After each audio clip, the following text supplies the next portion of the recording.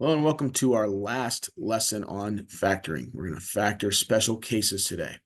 We referred to special cases at the end of last week, and we're basically going to be doing those same things with this lesson. So there's two special cases. There's the difference of squares, which is a squared minus b squared. There's only two terms here. We're used to seeing three. That one's easy to spot. Okay, when you have the difference of squares, that's where you're dealing with conjugates. That's a plus b, a minus b. That's going to be my answer. And you also have perfect square trinomials. Those are a little bit harder to spot. They don't really look very different from what we've done, but we'll talk about how that can become two binomials that are exactly the same. You can also have a minus in there. Notice how the b squared is always positive at the end. The middle term can be positive or negative. If the middle term's negative, it's a minus b squared. All right. This one's easy to spot, like I said. 25x squared minus 9. This looks different. There's no middle term. Well, I can use my difference of squares idea. I know that these two things have to be identical, except for the sign in the middle. So I'm going to make my two binomials. What number times itself gives me 25? Hopefully you catch that that's 5. Now there's also an x squared there. What number times itself gives me x squared? That would be x. So 5x and 5x are my first two terms. What number times itself gives me 9? That would be 3.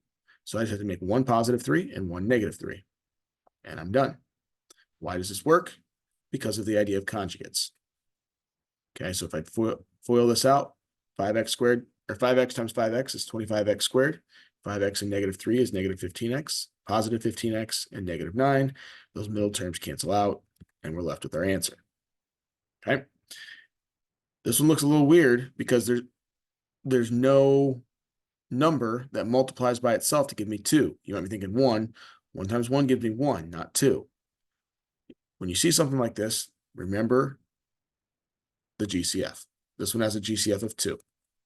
Okay, I can take 2 out of both of those. So when I take it out, 2 divided by 2 is x squared. 32 divided by 2 is 16. Now I can factor the inside a little bit easier. What times what gives me x squared? That would be x. What times what gives me 16? That would be 4. 4 and negative 4 because they're conjugates of each other. So that's my answer on this one. How about this one?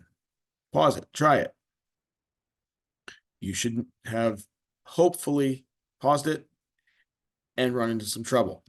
You can't do this one. Sorry, trick question. 81x squared plus 100.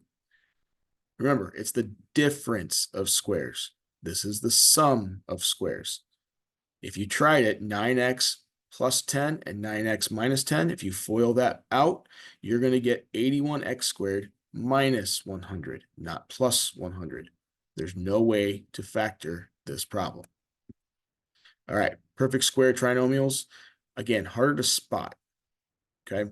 But when you see big numbers like this, it might be a good idea to try what number times itself gives me 144. Well, that would be 12 and 12. Well, what's 12 times 12? 144. What's 12 plus 12? 24. It worked. So I could write that as x plus 12 squared. Why does this work? Well, remember, x plus 12 times x plus 12 is x squared. If I FOIL it back out, plus 12x plus 12x, there's 2 of those. 2 times 12 is 24. 12 times 12 is 144, which gives me the same thing that I started with. Let's try one more. Try it yourself to see if it works. Okay, a number times itself that gives me 9x squared. That would be 3x and 3x. A number times itself that gives me 16. That would be 4 and 4. Now the middle term is negative. If you remember back when I showed you the formulas, that means both of these have to be negative. So you have negative 4 and negative 4. Okay, might not be a bad idea to check it like we did. 3x times negative 4 is negative 12x. Negative 4 times 3x is negative 12x. That gives me the negative 24x. And that's how you could write it.